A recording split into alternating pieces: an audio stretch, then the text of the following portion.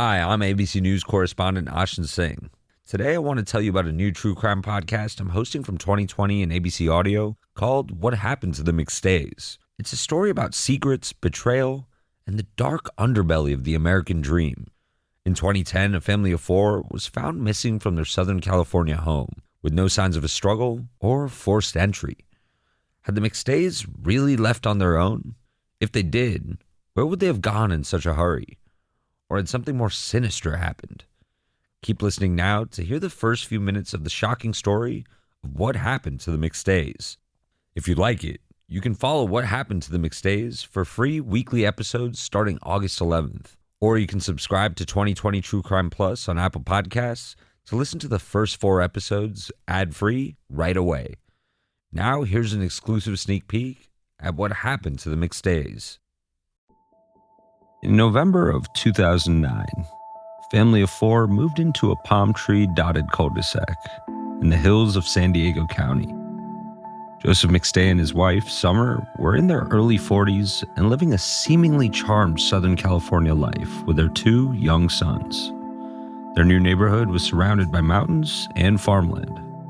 Their new house, a large Spanish-style home on Avocado Vista Lane, was around 10 years old with a stucco exterior and a red terracotta roof. The McStays' home videos from around this time show an active, fun-loving family. In one, little Joseph Jr. runs around the first floor of their new home.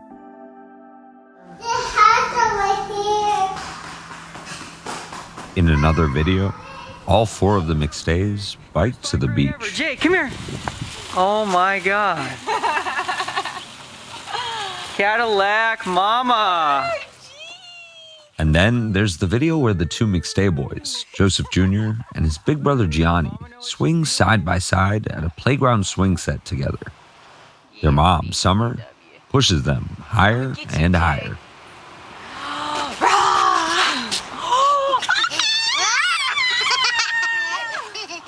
For a couple of months, these were the types of sounds that filled the McStay residence. But one day in February 2010, the house went quiet. Local station KGTV covered the story. The outside of the McStay home remains exactly as the family left it. Their shoes and the newspaper, both outside. However, there was a carton of eggs left out on the counter. And one other thing, Summer McStay left her prescription sunglasses behind. The family left their dogs behind, and there had been no activity on their phones. It was as if the McStays had simply vanished into thin air. Authorities, friends, and family were baffled. But how does a vibrant family of 4 suddenly go missing? From ABC Audio in 2020, I'm Ashin Singh, and this is What Happened to the McStays. Episode 1, 11 Days.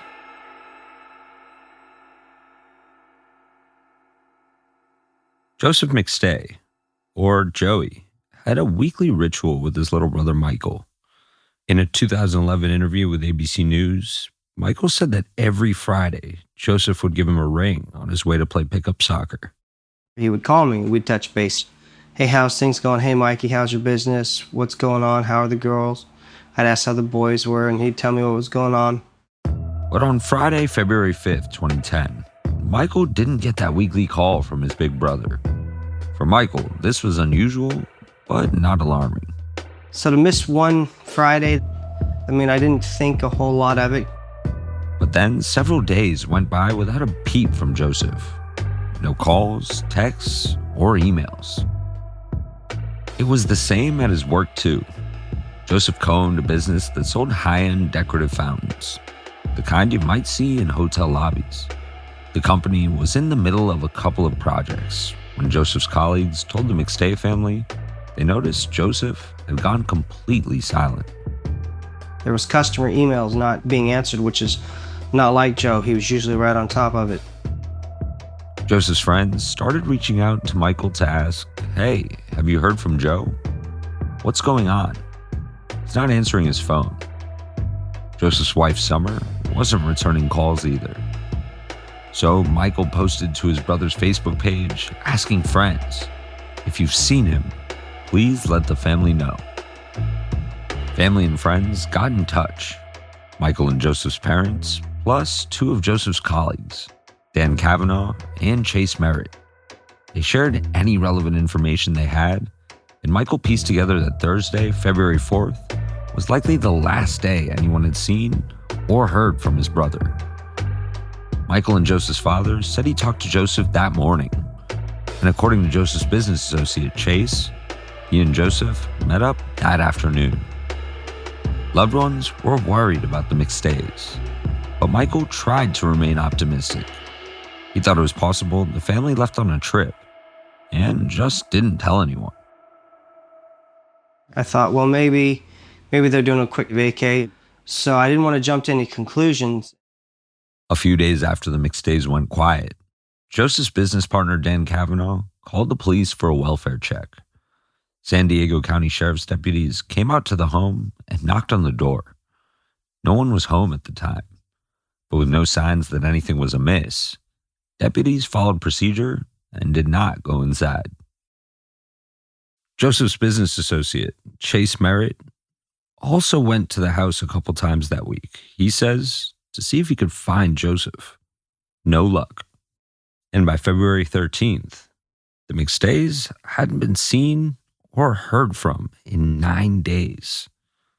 Michael says he decided to check the home himself. He took a trip to Avocado Vista Lane. Chase came along too. I went down there, started knocking on doors, asking the neighbors had they seen him.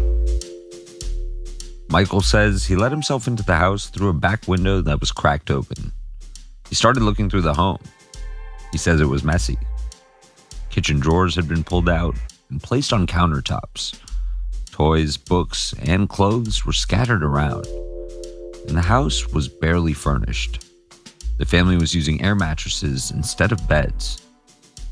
To Michael, it was like his brother and his family were camping in their own home. But this was Michael's first time in the McStays' new house. They'd only moved in about 2 months earlier, and they were remodeling.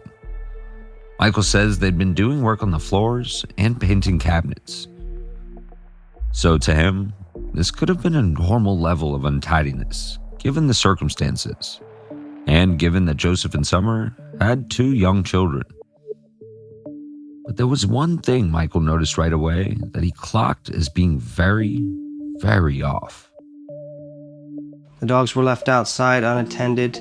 It didn't make sense. The McStay family dogs were left to sit in the hot California sun. By all accounts, the McStays loved their dogs. A big Akita called Bear and a golden retriever puppy called Digger. Friends say they were like second kids to Joseph and Summer. To leave them alone outside for days on end, this just didn't sit right with Michael. He asked a neighbor to keep an eye on the dogs, and then he left, hoping his family would show up soon. But the McStays had disappeared, leaving a puzzle that would soon mystify their friends and family.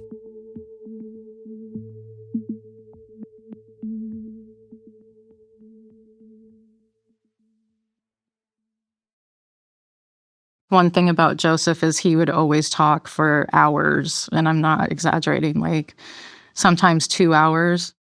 Gina Watson was one of Joseph McStay's friends.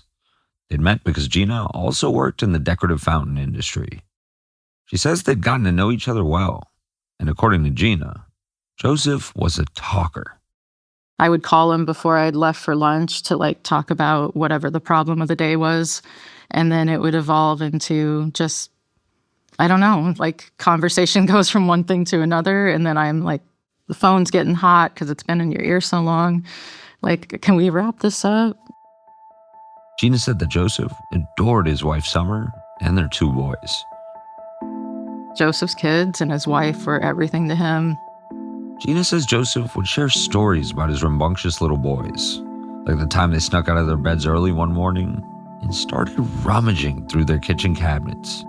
He said one night Gianni and little Joey had gotten into the flour I guess they kept it in a lower cabinet, and you're a parent and you're tired and your little kid sneaks out of bed and gets into the flour, and they had it all over themselves, and they had like handprints and footprints everywhere, and they were covered head to toe.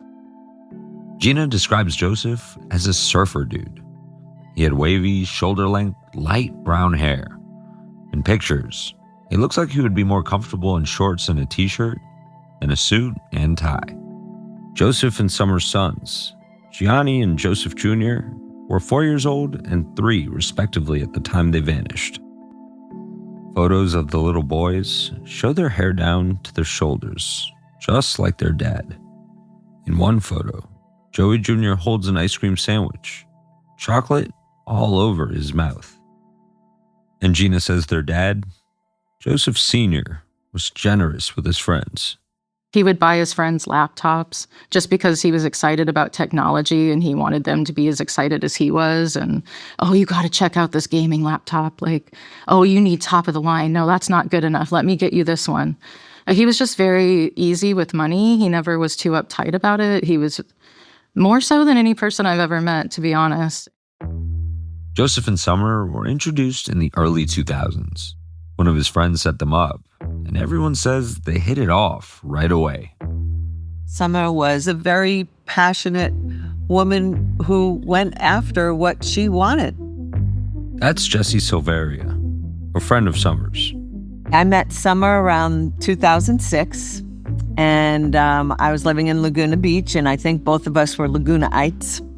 Jessie and Summer were both photographers at the time and met while working the same shoot. To me, Summer was exotic. You know, she had dark hair, dark eyes, dark skin, really big, cute smile. Jessie says she and Summer would go out together. Two creatives enjoying the beachy art scene of Laguna. Once Summer got pregnant, Jessie says, she scaled back her active social life, stopped working, and became a stay-at-home mom. They were nesting. That phase in her life was nesting. Friends and families say Joseph and Summer loved the beach. For a time, the couple and their sons lived in San Clemente. Their apartment was on top of a cliff overlooking the ocean, with world-class surfing right outside their door. The kids, they were growing up to be surfer dudes too. They definitely took after Joey, wanting to be close to the ocean.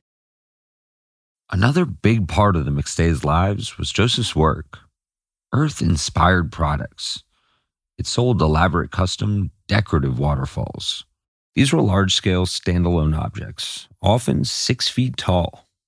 Water would be pumped invisibly to the top of tall glass panes, and then cascade down into pools that sparkled with hidden light fixtures.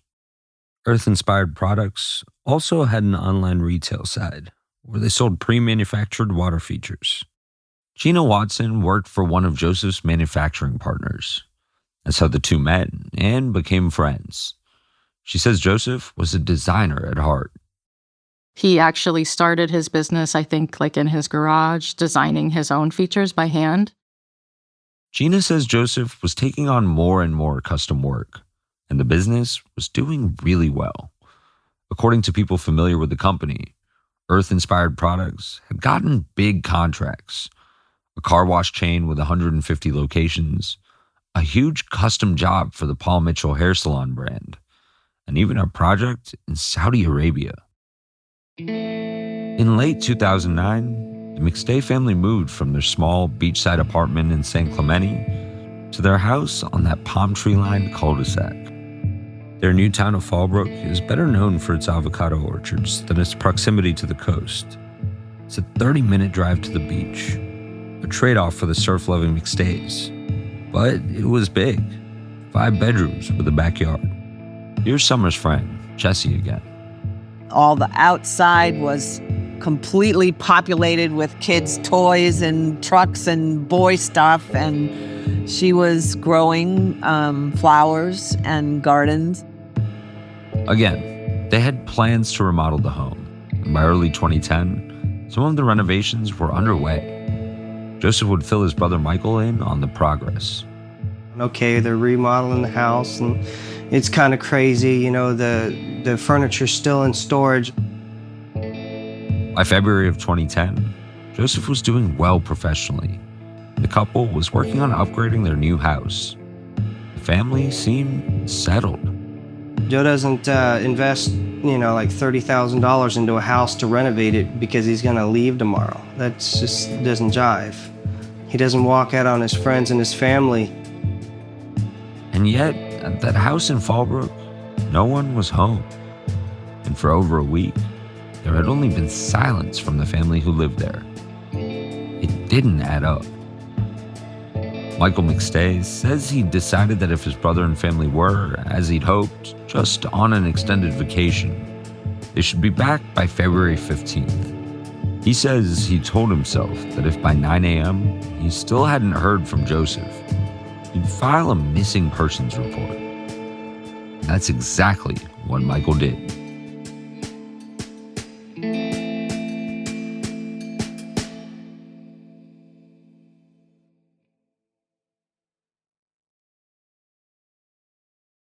By the morning of February 15, 2010, Michael McStay had reached his personal deadline to sound the alarm. No one had heard from Joseph or Summer in 11 days. Michael called the police. He asked for a welfare check, and the patrol deputies came out and checked the house. Lieutenant Dennis Brugos from the San Diego Sheriff's Department oversaw the investigation. According to police, at 10:32 a.m., Michael, along with officers from the San Diego Sheriff's Department, arrived at the McStays Fallbrook house. They knocked on the door and checked the exterior for signs of forced entry.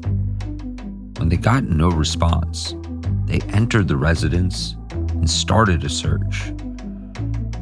They began by looking for people, either people in distress or bodies. They found neither. But they did encounter the dogs, who were still in the backyard, alone, with some water and food left out for them. And that raised red flags because by all accounts, they took very good care of their dogs. And when police heard from Michael that the McStays had left without notifying any friends or family, that raised immediate alarm bells too. What the deputy initially learned was this was really a nice family, and they never made plans to leave. And so that raised the suspicion level to the point where he said, I should probably call homicide and let them know what's going on out here. Lieutenant Brugos says suspicious circumstances cases like this one are handled by the homicide unit, whether there's a dead body or not. Police say that when homicide detectives joined the search at the McStay residence, they checked again for any signs of foul play, any clue as to what may have happened to the McStays. Officers looked all over the home, inside the kitchen pantry, in the den, the garage, in a recycling bin outside, in the truck parked in the driveway. As detectives searched, they noticed a few curious things. To start, there was the food that was left out.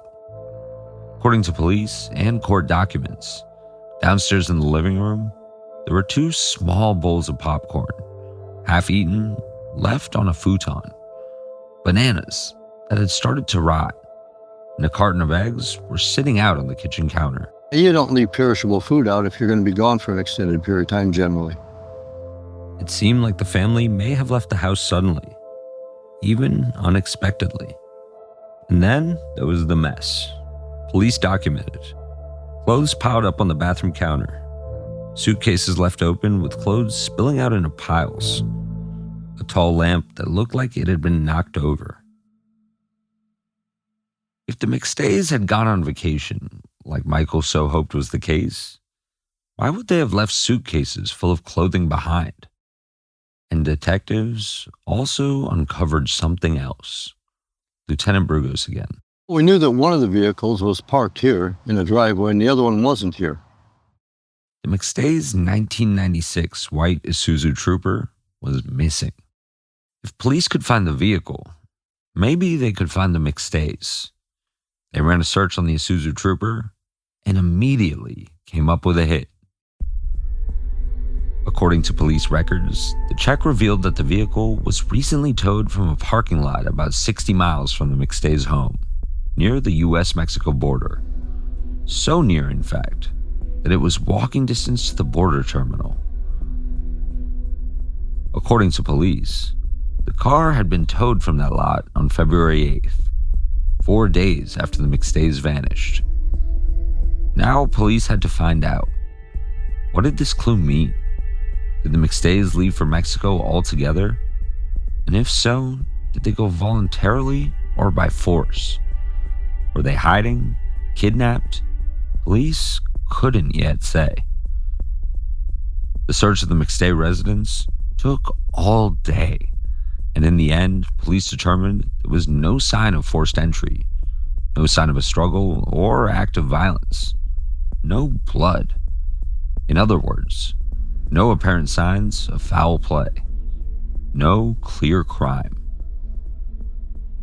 But that didn't mean that detectives were confident that all was well with the McStays. The abandoned dogs, the spoiled food left out, the family car found at the Mexican border, as Lieutenant Brugos puts it. When you put the whole picture together, it raises the level of suspicion that something's not right. Once officers wrapped up the search of the home, a couple of the detectives, Troy Dugal and Suzanne Fisk, pulled Michael aside for an interview in their police car. In the tape from this interview, Michael still hopes that his big brother's family could be perfectly fine. What's the percentages of these, like, being in a situation like this and then it just being something totally innocent? I can tell you that I've never had one like this, where a family is just totally missing, ever. So I can't give you a good statistic. Detective Dugal asked Michael for more information about the missing family. How was Joseph and Summer's relationship? Who are their closest friends? Did he have problems with anyone? Or money trouble? Do you know if there's any money involvement with your brother owing someone money, or would somebody try to take advantage of your brother? I don't know enough about what's going on with his business-wise, and I have no idea. They dug deeper, asking about Joseph's finances. How much is your brother worth? Oh, I don't know. I have no idea. You know what his yearly income is? No. Dugal asked if Joseph might have been involved in narcotics. My brother doesn't even do drugs. So, that's it out. Detectives also asked about the Isuzu Trooper. Did Michael have any idea what Joseph and his family might be doing walking distance from Tijuana? I don't know. I don't know what he's doing down there. I have no idea. I don't think he knows anybody down there. The whole situation still didn't sit right with Michael or the detectives. This thing has just got me scratching my head. Well, we don't know any more than you know. What do you think?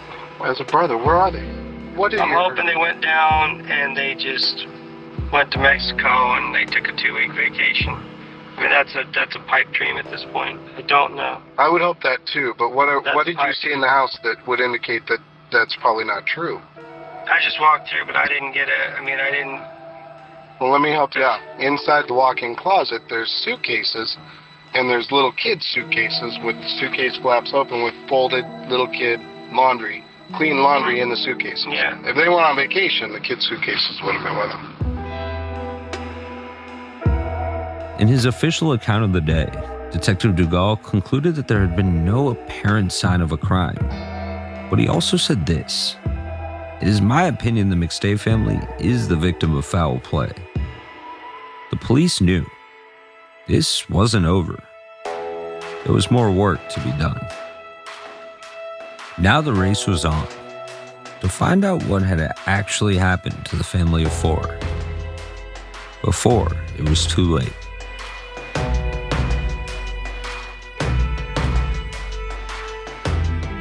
What Happened to the McStays is a production of ABC Audio in 2020, hosted by me, Ashin Singh, produced by Madeline Wood, Vika Aronson, Audrey Mostek, and Kiara Powell, with help from Sabrina Fang and Camille Peterson, edited by Gianna Palmer. Our supervising producer is Susie Liu. Music by Evan Viola, scoring by Kiara Powell, mixing by Evan Viola and Bob Mallory. Special thanks to Katie Dendas, Janice Johnston, Chris Donovan, Joseph Reed, Sonny Antrim, Alyssa Stoller, Xander Samaras, Tom Berman, Indra Delisaham, and Blue Browning. Josh Cohan is our director of podcast programming. Eamon McNiff is our executive producer.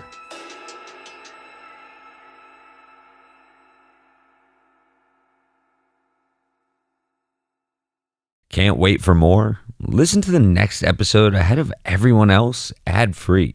Subscribe now to 2020 True Crime Plus on Apple Podcasts. Click the link in the description to start your free trial today.